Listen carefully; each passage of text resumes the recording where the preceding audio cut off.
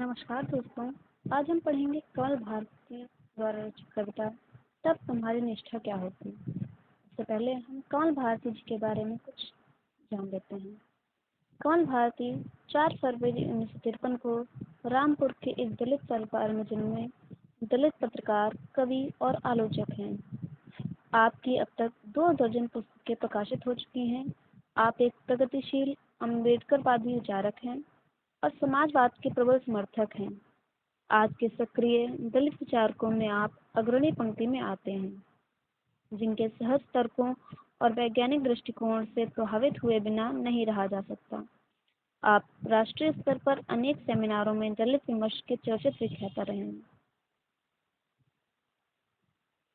आपकी प्रसिद्ध कृतियां हैं ईश्वर, ब्रह्म और आत्मा 1970 में, धम्म विजय 1980, डॉक्टर आम्बेडकर एक पुनर्मूल्यांकन 1997, लोकतंत्र में भागीदारी के सवाल 1997, तब तुम्हारी निष्ठा क्या होती 1996, कांसीराम के 2 चेहरे 1996, संत रैदास एक विश्लेषण सन 2000, दलित धर्म की अवधारणा और बौद्ध धर्म सन 2002, दलित चिंतन में इस्लाम सन 2004, समाज, राजनीति और राजतंत्र 2005, जात, धर्म और राष्ट्र सन 2005, मायावती और दलित आंदोलन सन 2005, दलित साहित्य की अवधारणा 2006। अब हम उनकी कविता तब तुम्हारी निष्ठा क्या होती का अध्ययन करेंगे।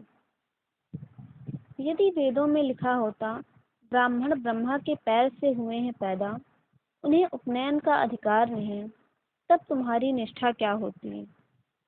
यदि धर्म सूत्रों में लिखा होता तुम ब्राह्मणों, ठाकुरों और वैश्यों के लिए विद्या, वेद पाठ और यज्ञ निषिद्ध है, यदि तुम सुन लो वेद का एक भी शब्द तो कानों में डाल दिया जाए पिघला शीशा, यदि वेद विद्या पढ़ने की करो धृष्टता तो काट दी जाए तुम्हारी जिह्वा, यदि यज्ञ करने का करो दुस्साहस तो छीन ली जाए तुम्हारी धन संपत्ति या कत्ल कर दिया जाए तुम्हें उसी स्थान पर, तब तुम्हारी निष्ठा क्या होती।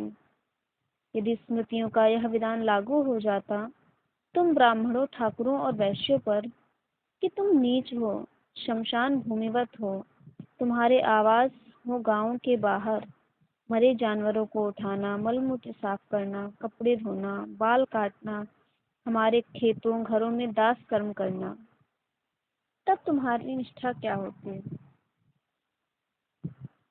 यदि यह विधान लागू हो जाता तुम द्विजों पर कि तुम्हें धन संपत्ति रखने का अधिकार नहीं, तुम जिंदा रहो हमारी जूठन पर, हमारे दिए हुए पुराने वस्त्रों पर, तुम्हें अधिकार ना हो पढ़ने लिखने का, तुम्हारे बच्चे सेवक बने हमारे, पीढ़ी दर पीढ़ी हम रहें तुम्हारे शासक, तब तुम्हारी निष्ठा क्या होती। यदि यह विधान लागू हो जाता कि तुम अस्पृश्य हो, तुम्हारी छाया भी अमंगल है, हमारे शरीर, वायुमंडल और धरा के लिए, इसलिए तुम्हें गले में लटका कर हाड़ी और कमर में बांधकर झाड़ू, सड़कों पर चलने की राजाज्ञा हो, तुम्हारा वर्जित हो मंदिरों में प्रवेश, सार्वजनिक कुओं तालाबों से लेना पानी, तब तुम्हारी निष्ठा क्या होती। यदि यह विधान लागू हो जाता कि तुम्हारे जीवन का कोई मूल्य नहीं, कोई भी कर सकता है तुम्हारा वध, ले सकता है तुमसे बेगार, तुम्हारी स्त्री, बहन और पुत्री के साथ कर सकता है बलात्कार, जला सकता है घर बार, तब तुम्हारी निष्ठा क्या होती। यदि रामायण में राम तपस्वी धर्मनिष्ठ ब्राह्मणों का करते कत्लेआम, तुलसीदास मानस में लिखते पूजिए शूद्र शील गुणहीना, विप्र नगुणगन ज्ञान प्रवीणा, तब तुम्हारी निष्ठा क्या होती। धन्यवाद।